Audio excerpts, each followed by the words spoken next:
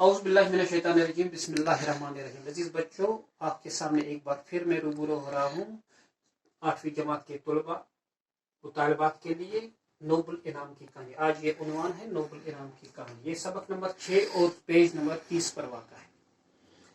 Nobel انعام کی کہانی۔ نوبل پرائز کے بارے میں آپ نے سنا ہوگا۔ اس انعام کے بارے میں آپ کو کچھ باتیں بتائیں۔ اس انعام کے جاری کرنے والے ڈاکٹر الفریڈ نوبل تھے۔ انہی کے نام پر یہ انعام نوبل پرائز کہلاتا ہے، جو دنیا کا سب سے بڑا اعزاز ہے۔ نوبل پرائز ہر سال امن، ادب، فزکس، کیمسٹری، ادویات اور اقتصادیات میں نمایاں کارناموں پر دیے جاتے ہیں۔ جو لوگ ادب میں کوئی بہت ہی اہم کتاب لکھتے ہیں، سائنس یا اقتصادیات کے میدان میں کوئی نمایاں کام کرتے ہیں، یا دنیا میں امن و امان قائم کرنے کے سلسلے میں کوئی بڑی خدمت انجام دیتے ہیں، وہ نوبل انعام کے مستحق قرار پاتے ہیں۔ اس انعام کی خصوصیت یہ ہے کہ یہ دنیا کے کسی بھی شخص کو بھی بلا امتیاز رنگ و نسل مل سکتا ہے۔ اس انعام کی رقم لگ بھگ 15 لاکھ روپے ہوتی ہے۔ متعدد ہندوستانیوں نے انعام حاصل کیا ہے۔ رابندر ناتھ ٹیگور کو ادب کا نوبل انعام 1913 عیسوی میں اس کی کتاب گیتانجلی پر ملا تھا۔ ہمارے سائنسدانوں میں یہ انعام سی وی رمن کو فزکس میں ملا تھا۔ اس کے علاوہ 2 اور سائنسدانوں ڈاکٹر ہرگوبند کھرانا اور ڈاکٹر چندر شیکھر کو بھی نمایاں کام کرنے پر یہ انعام دیا گیا ہے۔ یہ دونوں ایک عرصے سے امریکہ میں رہ رہے ہیں اور وہاں کی یونیورسٹی میں کام کرتے ہیں۔ مدر ٹیریسا، جنہوں نے ہندوستان میں معذور بچوں اور کوڑ کی مریضوں کی خدمت کے لیے اپنی زندگی وقف کی تھی، ان کو بھی نوبل پرائز دیا گیا۔ 1998 میں اقتصادیات کے شعبے میں ہندوستان کی عملی تحسین کو نوبل انعام دیا گیا۔ اس انعام پر ہر سال لاکھوں روپے صرف ہوتے ہیں۔ انعام کو قائم کرنے والے الفریڈ نوبل سویڈن کے رہنے والے تھے۔ ان کی پیدائش سویڈن کی راجدھانی اسٹاک ہوم میں 12 اکتوبر 1833 کو ہوئی۔ 1896 عیسوی میں 63 سال کی عمر میں ان کا انتقال ہو گیا۔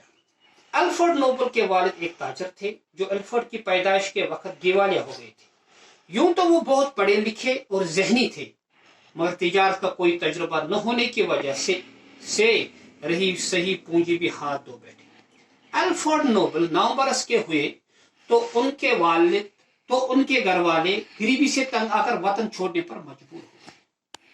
وہ سینٹ پیٹر برگ چلے گئے۔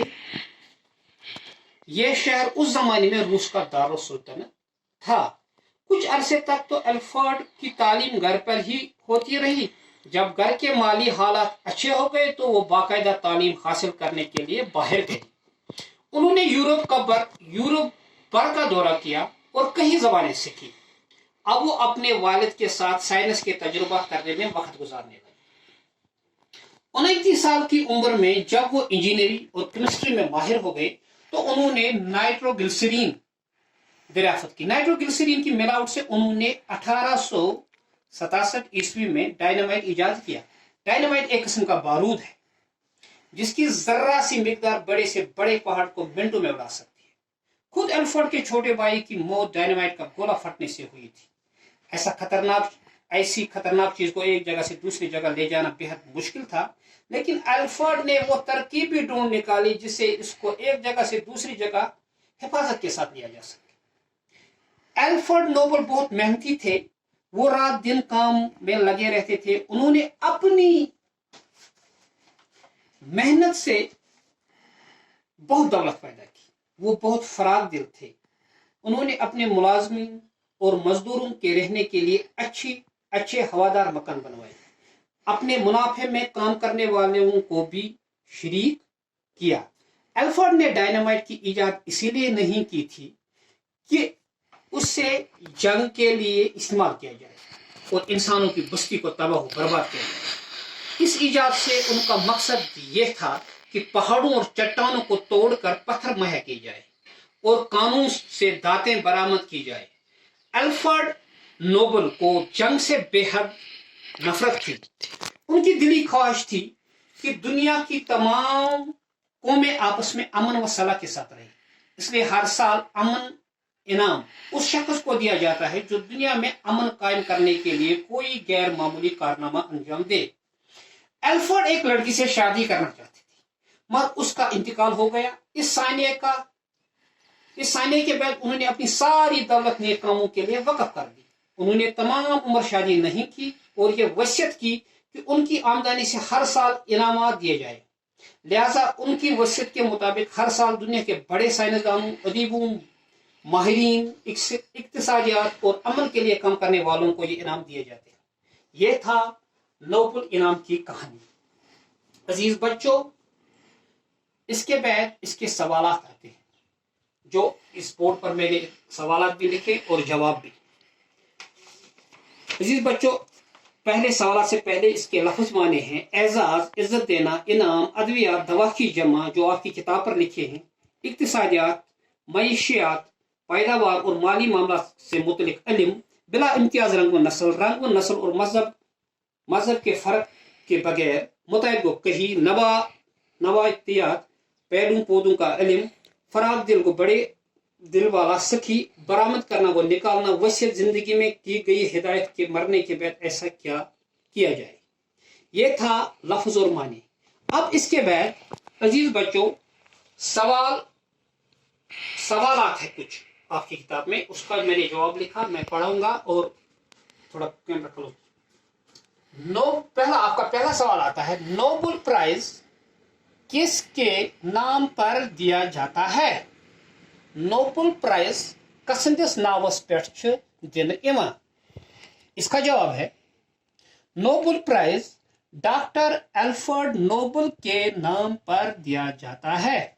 मैं फिर दोहराऊंगा, Nobel prize doctor Alfred Nobel के नाम पर दिया जाता है। सवाल नंबर 2, हिंदुस्तान में अदबी इनाम किसे मिला?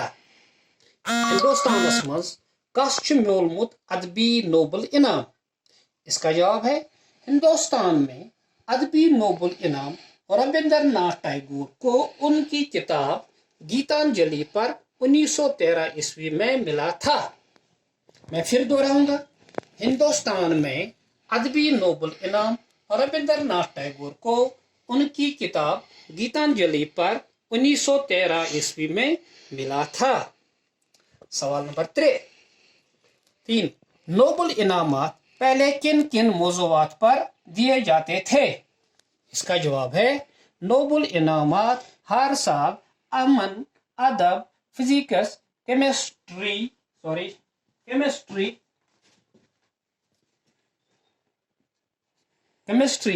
अद्वियात और इक्तिसादियात में नुमाया कारनामों पर दिए जाते हैं।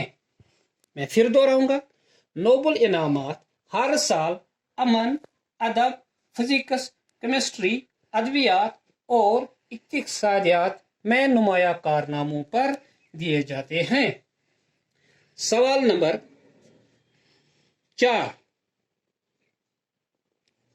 5, एल्फ्रेड नोबेल ने कौन सा ऐसा काम किया जिससे इसने गैर मामूली दौलत हासिल की?